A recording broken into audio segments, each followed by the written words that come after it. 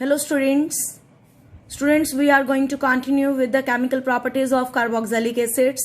हमने अपनी last video में acidic character of carboxylic acid पढ़ा था और उसका सारा कंपैरेटिव स्टडी किया with phenol, alcohol etcetera. And today in this video I am going to write some reactions जिसमें हम उसी एसिडिक करेक्टर के कुछ रिएक्शंस पढ़ेंगे जिसमें हम किस बॉन्ड को तोड़ेंगे. दैट इज ये जो OH बॉन्ड है, दिस वन, इसको हम ब्रेक करके प्रोडक्ट बनाना बताने लगे हैं. तो स्टूडेंट्स, इट मीन्स ये बॉन्ड टूटेगा, यानी कि ये सिर्फ H बाहर जाएगा. और इसके लिए 4 रिएजेंट हम यूज कर सकते हैं इस बॉन्ड को तोड़ने के लिए. Sodium, sodium hydroxide, sodium carbonate and sodium bicarbonate. सब में अल्टीमेटली ये H बाहर जाएगा और RCOO, H will be replaced by metal. तो यहाँ पे सोडियम लग जाएगा. यहाँ पे भी हमने मेटल हाइड्रोक्साइड सोडियम का ही डाला है, तो यहाँ पे भी मेन प्रोडक्ट सोडियम का ही बनेगा. Sodium carboxylate. अब यहाँ सोडियम कार्बोनेट है, again H will be replaced by sodium. यहाँ सोडियम बाइकार्बोनेट है, तो यहाँ पे भी मेन प्रोडक्ट यही रहेगा. फर्क कहाँ आएगा? इनके साइड प्रोडक्ट्स में यहाँ हाइड्रोजन गैस निकलेगी. ये सोडियम हाइड्रोक्साइड है, ये H और OH मिलके वाटर बन के बाहर गए. ये सोडियम कार्बोनेट है, कार्बोनेट हमेशा कार्बन डाइऑक्साइड और वाटर रिलीज करवाते हैं, तो यहाँ से कार्बन डाइऑक्साइड और ये H वाटर की फॉर्म में बाहर निकला.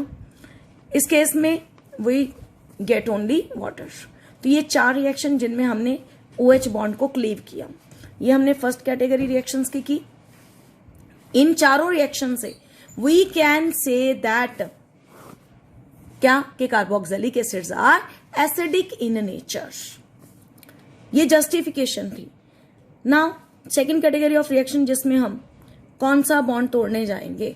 COH bond, CO bond.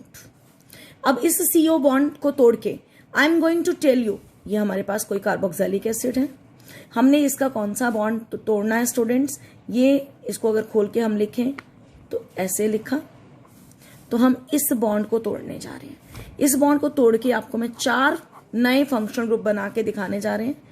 Anhydrides, asters, amides, anhydrides, asters, amides and acid chlorides. तो लेट्स स्टार्ट. एनहाइड्राइड कैसे बनाएंगे, एस्टर कैसे बनाएंगे, कौन सा रिएजेंट यूज करके, एमाइड्स कैसे बनाएंगे, तो हम इस पॉइंट को आगे डिटेल में पढ़ने जा रहे हैं. तो सपोज मैं आपको कार्बोक्सिलिक एसिड का एग्जांपल लिया. एसिटिक एसिड, एक molecule, another molecule of acetic acid, जिसका फॉर्मूला क्या होगा? Like that. इनमें से एक का OH और दूसरे का H. वाटर रिमूव किया, हम 2 रिएजेंट यूज कर सकते हैं, फास्फोरस पेंटॉक्साइड और कॉन्सेंट्रेटेड सल्फ्यूरिक एसिड. इन दोनों का ही काम, दे आर वेरी गुड. इनका function dehydrating agent. Water remove हुआ तो ये दोनों आपस में जुड़ गए. जुड़े तो कैसे बने? तो ये group, this group is called, this functional group is called anhydride group. और इसका नाम, इस कंपाउंड का नाम क्या हो गया? Ethanoic anhydride. Ethanoic anhydride. ना वाटर यहाँ पे साइड प्रोडक्ट आप शो भी कर सकते हो, नहीं भी करो तो एरो पे भी लिख सकते हो माइनस वाटर, क्योंकि ये एक P2O5 एक डिहाइड्रेटिंग एजेंट है. देन हम दूसरा फंक्शनल ग्रुप कौन सा बनाने जा रहे हैं स्टूडेंट्स? एस्टर्स. एस्टर बनाने के लिए हमने पहले भी बहुत बार पढ़ा हुआ है, +1 के अंदर भी कोई कार्बोक्सिलिक एसिड है, अगर इसमें एक अल्कोहल डाल दें, एक एसिड ले लें, एक अल्कोहल डाल लें, R- लिख लेते हैं, और कॉन्सेंट्रेटेड सल्फ्यूरिक एसिड की प्रेजेंस में रिएक्शन करवाएं, तो यहाँ पे भी वाटर ही बाहर निकलेगा. एसिड का OH और अल्कोहल का H मिलके वाटर बन के बाहर जाते हैं, तो हमारे पास प्रोडक्ट क्या बन गया? Ester. This group is called ester group. आप एग्जाम्पल लेके लिख सकते हो. R- और R का वैल्यू कोई भी लेके, CH3 लेके चाहे लिख लीजिए. ये कॉन्सेंट्रेटेड सल्फ्यूरिक एसिड की जगह पर हम H पॉजिटिव भी लिख सकते हैं. दिस रिएक्शन, इसकी एक खास बात ये रिवर्सिबल होता है, और दूसरी बात इसको हम एस्टर बना रहे हैं, तो that is called esterification reaction. अब यहाँ पे एक और बात बताएं आपको, अगर मैं सल्फ्यूरिक एसिड की जगह पर, नोट डाल देते हैं, अगर हम सल्फ्यूरिक एसिड जगह पर HCl ले लें तो इसी रिएक्शन का नाम, एक खास नाम होता है फिशर स्पायर एस्टरिफिकेशन। इसको हमने कॉन्सेंट्रेटेड सल्फ्यूरिक एसिड के साथ जब करवाया तो सिर्फ एस्टरिफिकेशन कहा, और अगर हम इस यहाँ पे एसिड HCl ले लें तो वो फिशर स्पायर एस्टरिफिकेशन रिएक्शन हो जाता है। ये जो रिएक्शन है इसके मैकेनिज्म में H पॉजिटिव प्रोटोनेशन करवा के रिएक्शन के मैकेनिज्म को आगे लेके जाते हैं। यहाँ रास्ते में प्रोटोनेटेड एस्टर्स बनते हैं और फिर जाके हमारे पास प्रोडक्ट, फाइनल प्रोडक्ट बनता है। तो स्टूडेंट्स, अब तीसरा हम फंक्शनल ग्रुप एमाइड की तरफ ध्यान देने जा रहे हैं। अमाइड कैसे बनते हैं? तो एसिड से अमाइड बनाने का रास्ता, एसिड लिया, अमोनिया डाला, सबसे पहले अमोनियम कार्बोक्सिलेट बनेगा, अमोनियम का सॉल्ट बना, साथ ही में इसको हीट करते हैं, वाटर बाहर निकलता है, और बचा क्या? वाटर कहाँ से निकलता है? 2HA, एक ये वाला O, वाटर बन के बाहर, तो रहा क्या? RCONH2, और CONH2 group is called, this group is called amide group. क्योंकि एसिड साथ में एसिड पार्ट भी है तो हम इसे एसिड अमाइड बोलते हैं। तो ये हमने देखा कि अमाइड कैसे बनता है। इसमें भी आप R का वैल्यू फिल करके कोई भी प्रोडक्ट बना सकते हो। तो बेसिकली आपने सीखा क्या कि एक एसिड से एसिड अमाइड कैसे बनाना है।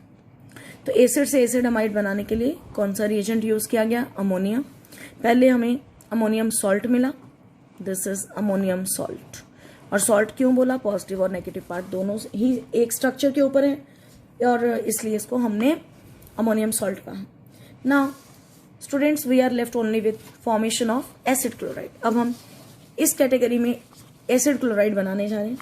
एसिड क्लोराइड बनाने के लिए कार्बोक्सिलिक एसिड लिया, इसमें हमने थायोनाइल क्लोराइड डालना है, थायोनाइल क्लोराइड। और थायोनाइल क्लोराइड की प्रेजेंस में RCOCl एसिड क्लोराइड बन गया, प्लस गैसेस कौन कौन सी बाहर आई? सल्फर डाइऑक्साइड और HCl। सल्फर डाइऑक्साइड और HCl गैसेस आपका रिलीज होता है यहाँ पे, दोनों ही गैसेस हैं, तो जो एसिड क्लोराइड बनेगा बहुत अच्छी यील्ड में और प्योर फॉर्म में भी बाहर आएगा। तो ये थे हमारे 4 रिएक्शन जिसमें हमने 4 फंक्शनल ग्रुप प्रिपेयर करके दिखाया आपको एसिड से by using different reagents. Now students, next category of reaction करने जा रहे हैं और जिसमें हम पूरा carboxyl group as a whole eliminate करवाएंगे। पूरा COH जब रिएक्शन अपना शो करे, it will undergo complete.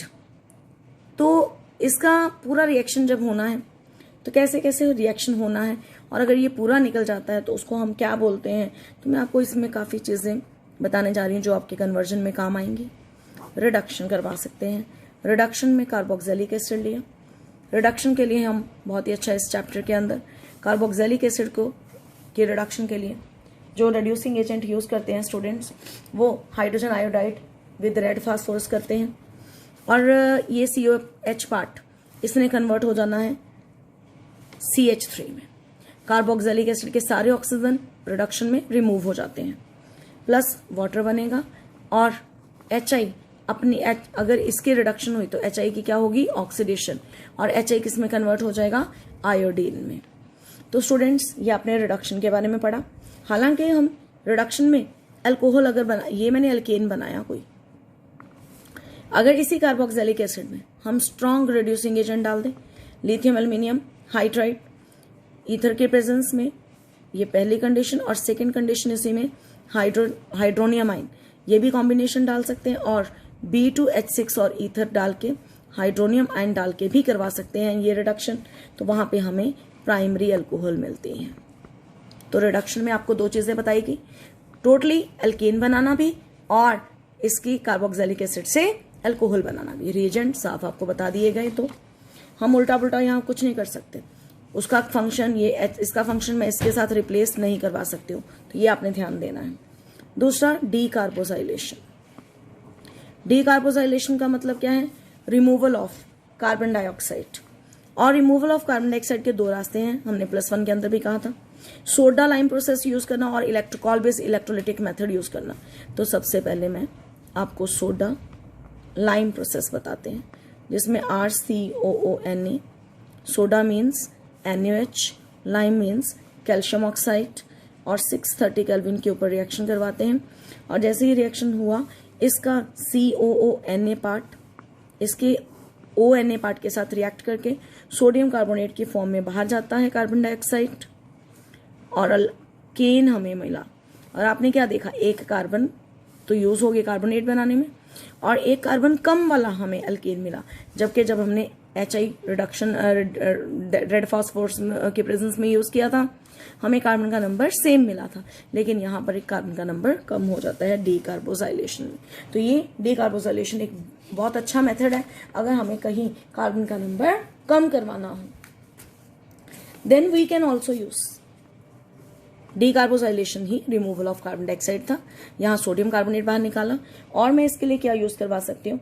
Call-base electrolytic method.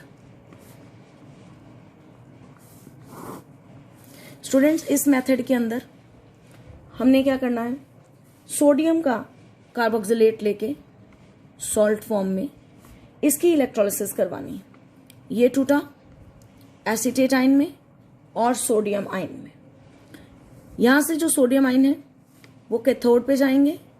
जब भी ये इलेक्ट्रोलिसिस करवाते हैं, इलेक्ट्रोलिसिस पे दो तरह के आयन्स बनेंगे, केटाइन और एनाइन। केटाइन्स कैथोड की तरफ जाएंगे, एनाइन्स एनोड की तरफ।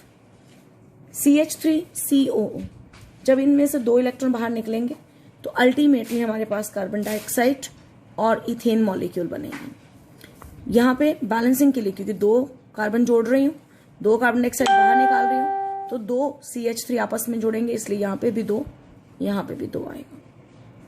तो हमने इथेन निकाला, कार्बन डाइऑक्साइड निकाला। जब हम इसका सॉल्यूशन ले रहे हैं तो वाटर भी आएगा। वाटर एक वीक इलेक्ट्रोलाइट, तो यहाँ पे सोडियम आयन और यहाँ पे हाइड्रोजन आयन। मोस्ट प्रोबेबली दोनों में से कौन जाके डिपॉजिट होगा? कैथोड पे, एट कैथोड हाइड्रोजन आयन चला जाएगा। और हमने इलेक्ट्रोकेमिस्ट्री में पढ़ा था, रिडक्शन होगी कैथोड पे जाके, पहले प्राइमरी चेंज होगा, H बनेगा, H और H मिलके H2 बनाएंगे। तो 3 प्रोडक्ट बने, इथेन,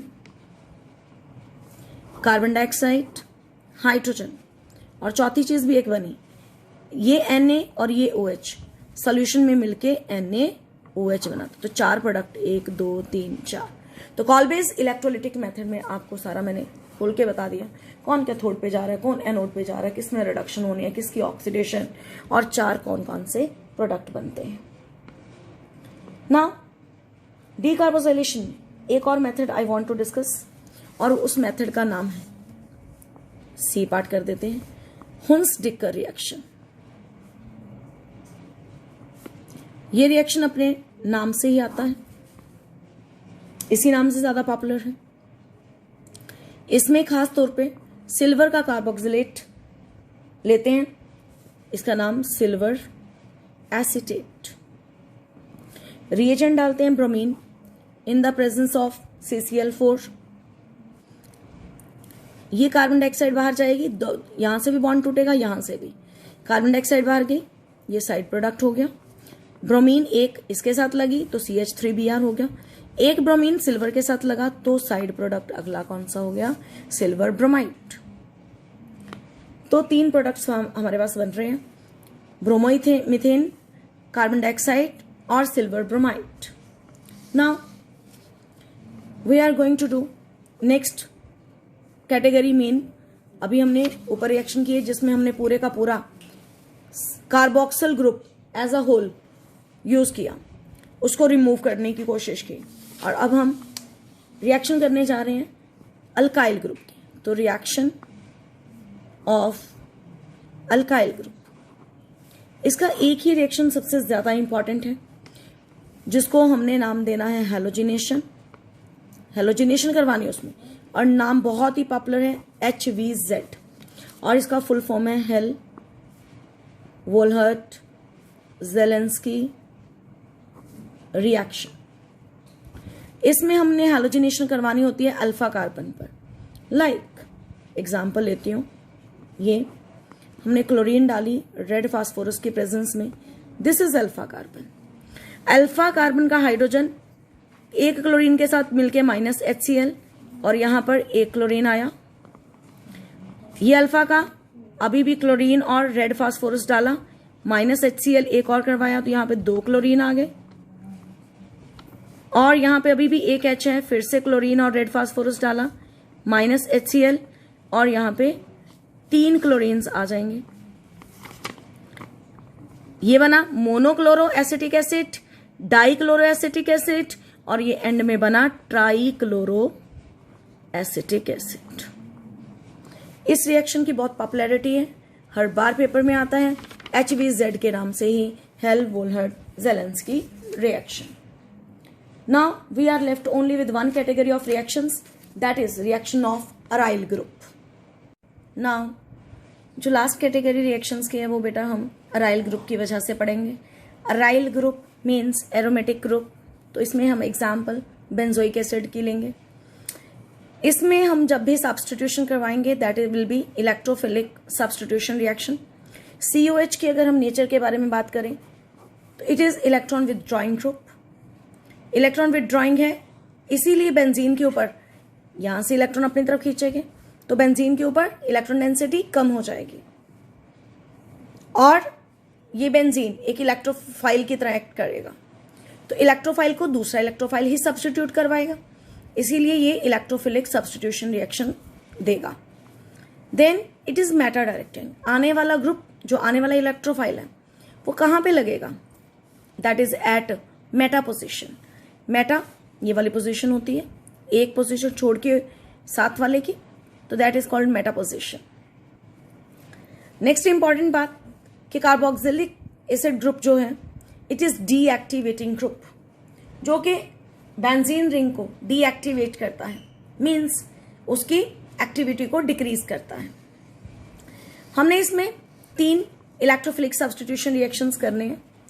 फर्स्ट इज हैलोजिनेशन, जिसमें bromine in the presence of ferric bromide डालेंगे, ब्रोमीन इंट्रोड्यूस होगी, मेटा पोजीशन पे HBr बाहर आएगा। नाइट्रेशन के लिए कॉन्सेंट्रेटेड नाइट्रिक एसिड और कॉन्सेंट्रेटेड सल्फ्यूरिक एसिड का मिक्सचर डालेंगे, nitro group will be introduced at meta position और वाटर बाहर। कॉन्सेंट्रेटेड सल्फ्यूरिक एसिड डालने से सल्फोनेशन होगा और मेटा पोजीशन पे सल्फोनिक एसिड ग्रुप आएगा, तो वाटर बाहर निकला। यहां पे सबसे इंपॉर्टेंट पॉइंट ये है कि जो कार्बोक्सिलिक एसिड है वो फ्रीडल क्राफ्ट रिएक्शंस नहीं देता है। क्यों नहीं देता है? 2 रीजंस हैं। एक तो जो कार्बोक्सिल ग्रुप है it is strongly deactivating group, जो कि बेंजीन के ऊपर इलेक्ट्रॉन डेंसिटी को ज्यादा ही कम कर देता है, और दूसरा ये कैटालिस्ट, इसमें हमने जो फ्रीडल क्राफ्ट रिएक्शन है उसमें एल्यूमिनियम क्लोराइड की जरूरत होती है, और अगर जो एल्यूमिनियम क्लोराइड की बात करें उसके पास इलेक्ट्रॉन्स कम होते हैं, वो लेविस एसिड की तरह एक्ट करता है। तो ये कार्बोक्सिल ग्रुप, इसके अपने पास इलेक्ट्रॉन डेंसिटी ज्यादा है, तो ये एक लेविस बेस की तरह अगर एक्ट करे थोड़ा, तो ये लेविस एसिड है, दोनों में क्या हो जाएगा, स्ट्रॉन्ग बॉन्ड बनेगा।